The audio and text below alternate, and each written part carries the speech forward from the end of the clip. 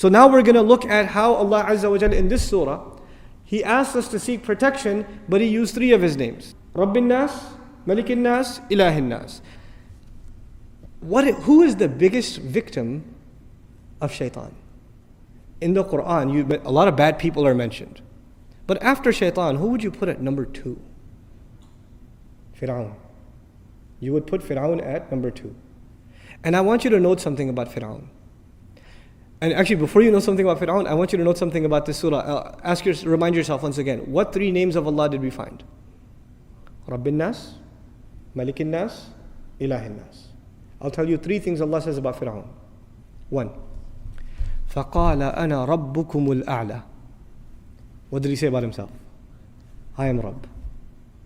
The biggest waswasa of shaitan, what you're supposed to attribute to Allah, he attributed to himself. Rabb.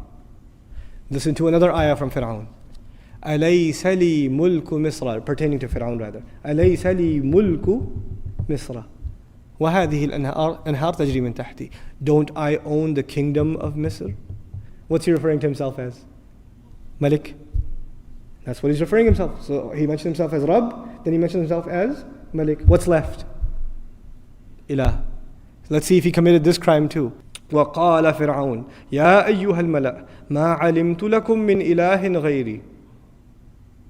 My generals, listen up. I don't know of any other ilah for you other than myself.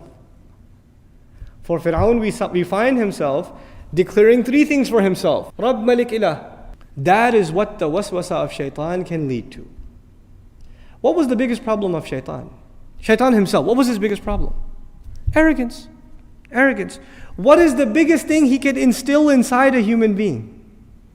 Arrogance. And what is the worst manifestation of arrogance? Fir'aun. But you don't have to reach Faraon to be worried that you're headed down the same road that leads to Faraon. Today we are not living in a time where people declare themselves gods over others. But we are living in times where people declare themselves gods over themselves. They declare themselves their own master. I am my own man. They declare themselves their own ilah. Their own hawa, their own desires become their ilah. أَرَأَيْتَ مَنِ اتَّخَذَ إِلَهَهُ هَوَاهُ. Did you see the one who takes his desires and turns them into his ilah? We're living in times where we can each turn into mini Fir'aun without even realizing it. We don't have to have large castles and be arrogant, outspoken against Allah Azza wa Jal, but that concept of ego that is crushed in the beginning of this surah by you openly saying, I need protection.